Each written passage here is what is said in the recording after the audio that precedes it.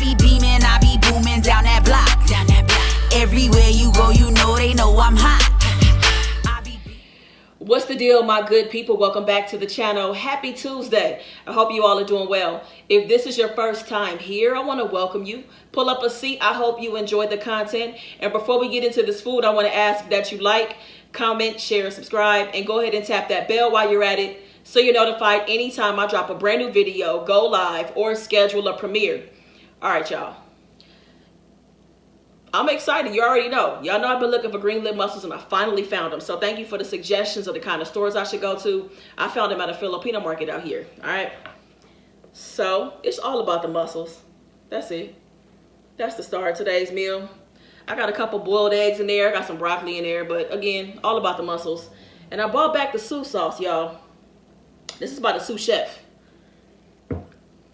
Sauce was fire. I had to have it with mussels. So I went on a mission, and mission accomplished. All right, so let's go ahead and get this thing started.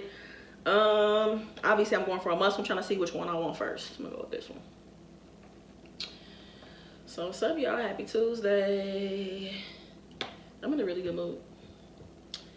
I really am in a good mood. Ooh, this is hot. I hope I don't burn my mouth.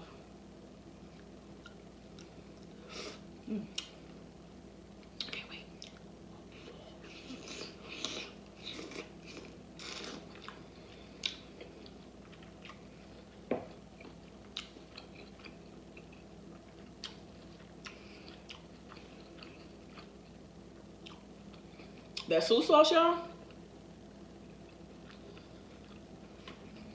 If you guys want some of this sous sauce, hit the sous chef up.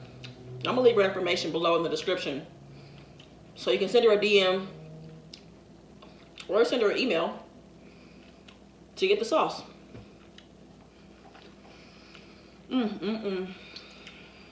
Yes. Me and her were talking about the sauce. I was telling her how good it was. We're just talking about how good it would be on some steak. I already know that it will be so good on steak. Like if you like steak sauce, you will love this.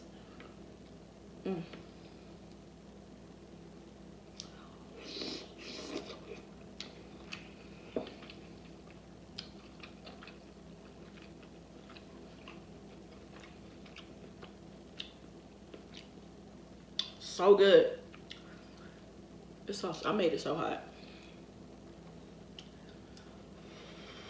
So what's going on, y'all? Y'all see I don't have no hat on today. I just did my hair up any old kind of way and was like, you know what, I'm rolling with this today. Today is the day to put my hair like this.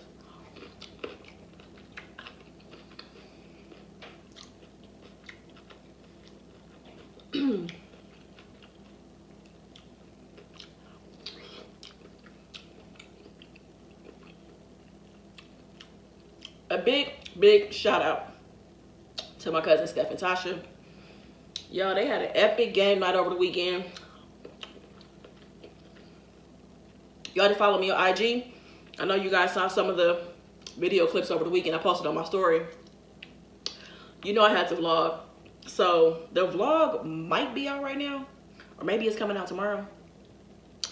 But the solution to that is to just make sure you have your notifications on for Rhonda's Red Vlogs. That is my vlog channel. If this is your first time, go ahead, and the link is also in the description below. If you want to go ahead and subscribe to that channel, turn your notifications on, so when the game night vlog does drop, you're notified.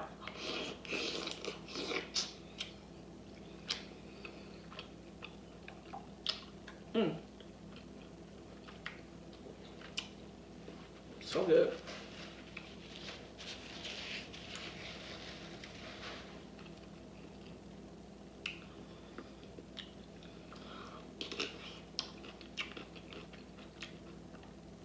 Did I give y'all some broccoli? I think I did. Have some more.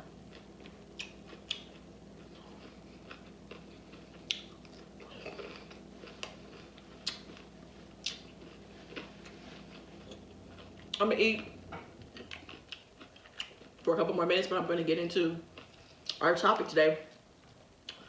On Friday's live, on Friday's live, I got a really good question about doing a video on how to budget or how to manage money as a creative, as an entrepreneur.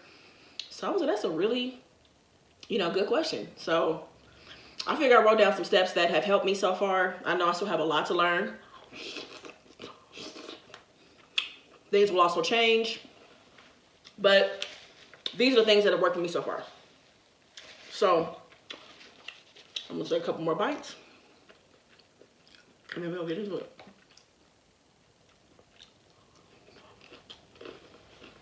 Can you believe that all these mussels? It's just one package of mussels. It's not two. I mean, the box felt heavy. When I opened it, I was like, dang. So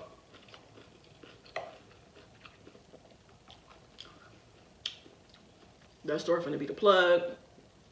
They were like, we get them year round. So I'm like, y'all gonna see me all the time. I'm like, y'all gonna see me all the time.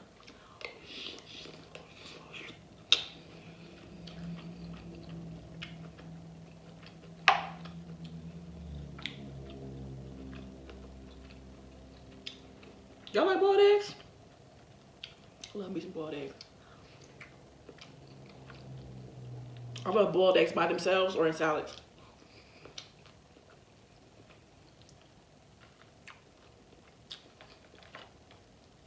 All right, last one.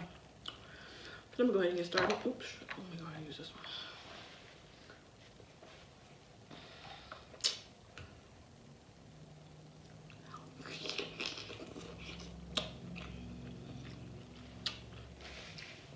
Okay. I'm looking off to the side a little bit because I have notes. These are not, this might not be everything, but these are things that came to mind. And they're in no particular order. I am going to be a little more specific about what works for me in terms of being a mukbanger. That's kind of later on in the tips. But anyway, let's get started. So the first thing I'm gonna start off with is understanding your taxes. Excuse me. I think that, if you are someone who was in corporate America like I was, if you're new to the channel, I left my corporate job December 19th of last year to pursue content creation full-time, writing full-time, producing full-time. That's what I decided to do. So it's a totally different world in terms of your taxes, when you're an entrepreneur. So I would suggest talking to a tax consultant, whoever handles your taxes, to understand how it is as an entrepreneur, what the differences are, how much you have to save in your state to withhold, because you have to withhold it yourself. There may be other methods that you can do. That's what we're doing myself. I'm withholding myself, the percentage based on my state requirement. Also, save your receipts. When I went and bought all this stuff for the Filipino market, I saved my receipt because it pertains to work and what I'm doing for my job. So I have a shoebox. I have a shoebox full of receipts. And one other thing that I do is I make sure that I take my receipts and put them in there right away. And I don't leave them folded. I unfold the receipts because they might fade. By the time the end of the year rolls around, it's time for tax season next year. I want to be able to account for the things that I paid for and be able to see the receipt completely. See it clearly. So I unfold my receipts and I keep them inside of a shoebox. Second tip I would say is to know your monthly obligations. When I was working, getting paid consistently every 2 weeks, I could put my bills on automatic payment and they could just, whatever, get paid. And because they were in automatic payments, I might not even remember what I paid monthly for my cell phone. I may not even remember what I paid monthly for cable because it was just getting paid, on its own. So I would say check your monthly bills, know your monthly obligations. And also with that, of course, money fluctuates. Like I never make the same amount from YouTube every single month. But you may have different streams of income. So I would also say know what you're going to make, know what money is consistent and a constant thing. For example, even though my money fluctuates with YouTube, I kind of have a baseline. I know I'm going to make at least X amount of money per month. Also, I think about, like I may get contracted to do a 6-month gig, right, as a writer. So I know for that 6 months, I'm going to make X amount of dollars per month while I'm under contract doing this project. So know, you know, what money is going to be consistent for you each month. Because some of it is, not all of it. You know, you're going to have a lot of pending invoices and money that has to come to you. But just kind of see, you know, what's coming in for sure. The third thing I would say is to reduce where you can. That's important. Some things just aren't important, especially when you got money pending all over the place, right? So I would say reduce where you can. So this means you may have to cut the cable. Cut the cable, but get something like I don't know if it's Philo or Philo, but Philo. I had this for a while. It's super affordable. It's no contract. I don't even know if I paid anything when I signed up for the service, but it's $20 a month. Or well, it was $20 a month when I signed up. But I mean, you get BET, AMC, A&E, Food Network, HGTV, OWN Network. You get really big channels, you know, for a very affordable amount of money. So you may have to cut that cable bill. Call your cell phone provider. See if they have any specials in terms of, like, you know, what your usage is, or if you can decrease that at any point. And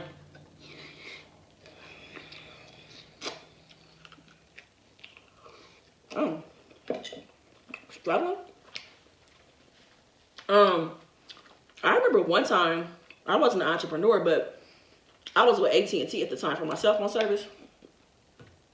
And I remember I went in and somebody had slipped up and told me that basically I could have my same plan but have it on a prepaid scale. I was like, what? So I went from paying like $90 a month to $60 a month. Same exact plan, but it was prepaid. So that meant I had to go into an AT&T store and pay directly, but I had the same exact plan. And they don't tell you about prepaid plans because they don't make commission off of it. So just ask around.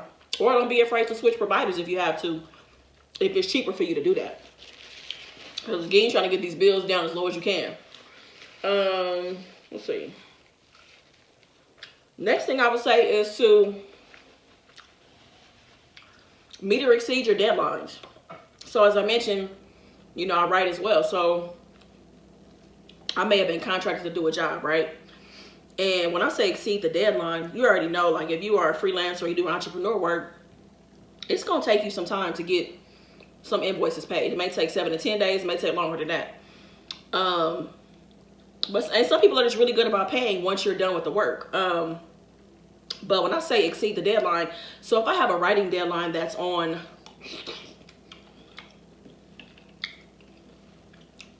let's say my writing deadline is on March 22nd. Well, let's say I'm able to get that deadline, the project done by March 15th. So now I bought myself an extra week to potentially get paid within the month of March instead of having to wait to get paid in April. So if there's any way that you can exceed your deadlines, I would say do it so that you can get your money quicker and just get that invoice processing faster. And don't be afraid to follow up on your money. Because sometimes those invoices can be pending for a long time depending on who you do business with. Don't be afraid to ask for your money. You did your part, and now it's time for that person or that company to pay you. That's their part. That's their obligation.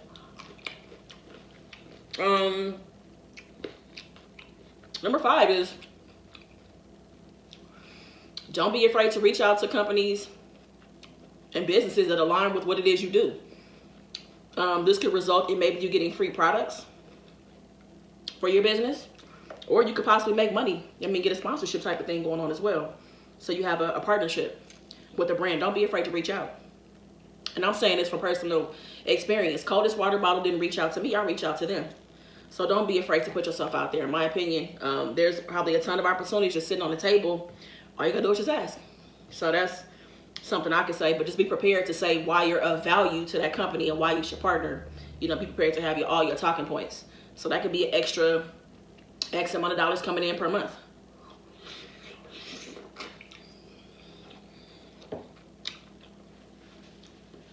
All right, let me flip the page.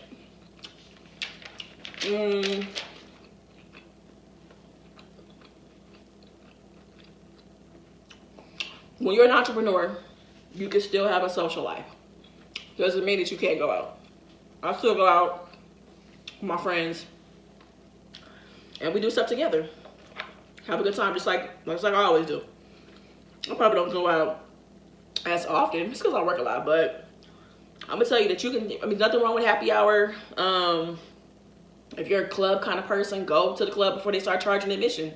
Go to the $2 movie, go to Redbox, use Groupon. Like, there's still a ton of things you can do socially. But of course, I think as an entrepreneur, when the money is not a consistent thing, or you're waiting for money to come in, you definitely become more mindful. But you can definitely have a social life. The 7th tip I would say is to check your online banking regularly. I think this is important because, or have alerts set up on your account or whatever you need so that you're notified of certain activity on your account. If you get under a certain dollar amount to be notified. I say that because sometimes things happen. Be it fraud, be it a mix-up, or whatever the case may be. You don't want to get caught at the end of the month. Now it's the beginning of the month and you have financial obligations, but your account is possibly negative, or things are going on that just you were not responsible for. You just want to make sure that when that stuff happens, that you're notified right away, so you can go ahead and open up, whatever disputes or whatever with your bank to get it resolved. Because the longer you wait, the longer it takes to get it resolved, right? So check your online banking regularly.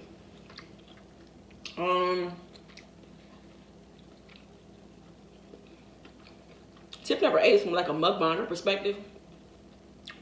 Grocery shop. I'll tell you what, that when I first started doing it, it was really easy for me to go out and buy food. I was doing some cooking, but also buying food as well.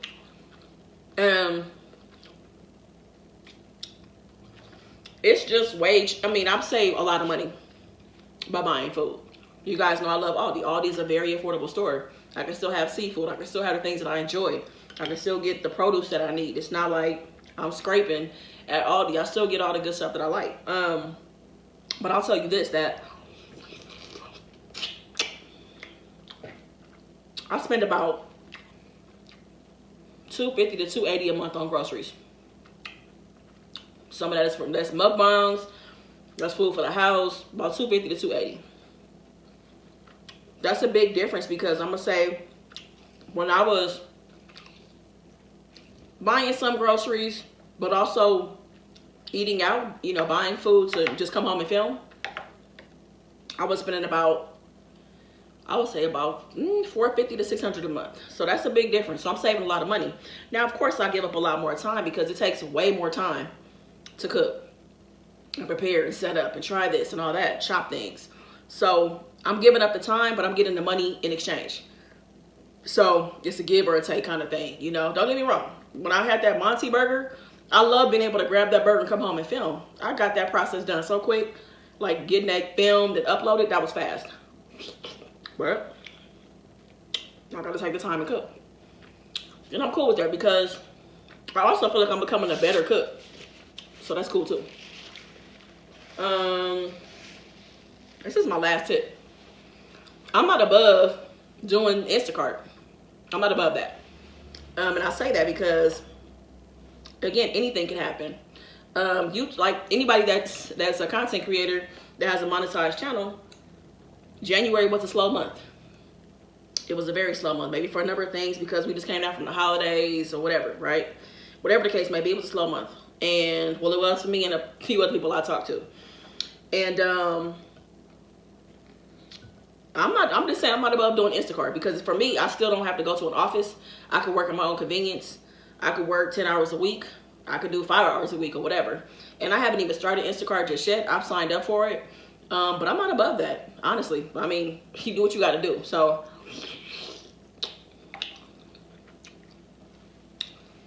those are my tips for managing money as an entrepreneur, a creative, and just maybe some things to look forward to as you transition into being an entrepreneur.